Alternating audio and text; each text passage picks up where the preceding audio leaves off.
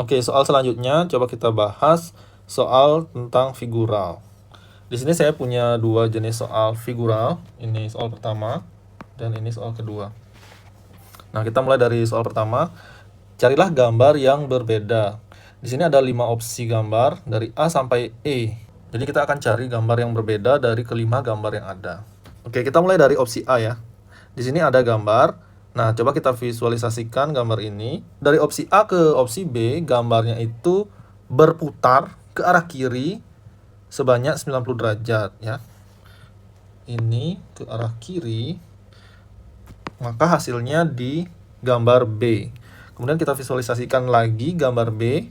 Ini juga perputarannya ke kiri sebanyak 90 derajat ya. Yang hasilnya itu di opsi C. Nah, pada opsi C juga sama, 90 derajat ke arah kiri. Ya, hasilnya itu di opsi D. Nah, pada opsi E, gambarnya yang berbeda. Karena dari segi rotasi berbeda dari gambar A sampai gambar D. Maka jawabannya di opsi E. Oke, soal yang kedua. Pertanyaannya sama, carilah gambar yang berbeda. Nah, apa saja yang sama dari keempat gambar, kemudian yang berbeda dari satu gambar. Oke, kita coba screening dari opsi A. Di sini ada 4 lingkaran putih dan 5 lingkaran hitam. Opsi B, 4 lingkaran putih, 5 lingkaran hitam. Opsi C, 1, 2, 3, 4, 5, 1, 2, 3, 4, 4 lingkaran putih, 5 hitam. Opsi D, lingkaran putihnya ada 5, yang hitam ada 4. Opsi E, 4 lingkaran putih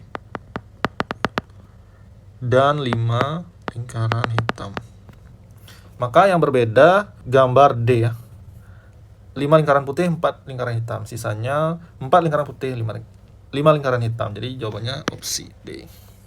Oke, soal selanjutnya. Di sini ada soal cerita. Nah, jenis soal seperti ini biasanya pasti muncul ketika tes CPNS. Jenis soal seperti ini itu masuk ke jenis soal bisa di penalaran logis atau di logika analitik biasanya ya.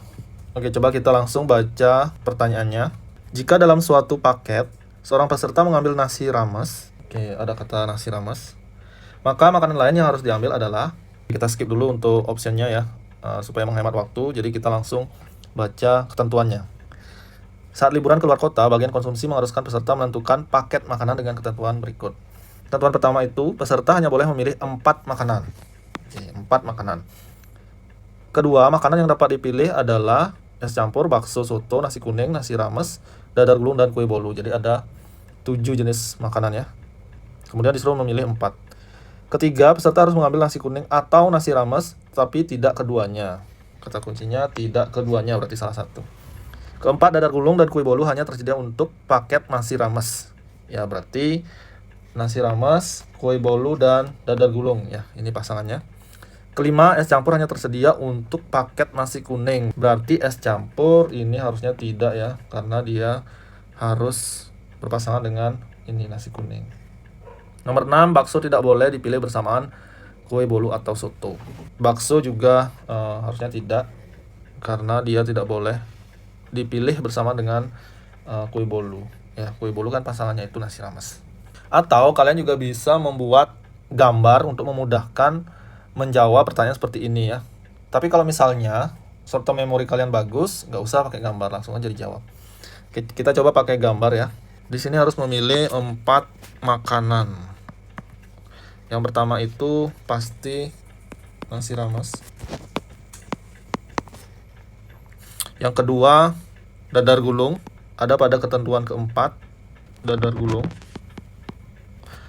Ketiga ini kue bolu. Ini juga ada di ketentuan keempat. Makanan keempat kita harus pilih ya. Yang tidak mungkin kita pilih adalah nasi kuning. Ada pada ketentuan ketiga. Kemudian es campur hanya untuk paket nasi kuning. Ada pada ketentuan kelima. Bakso juga tidak ya. Berarti makanan yang masih bisa dipilih itu adalah soto. Ya, ini yang bisa keempat-empatnya, ini yang tidak. Nah, terakhir baru kita pilih opsinya. Yang ada dadar gulung, kue bolu, dan soto, berarti di opsi C.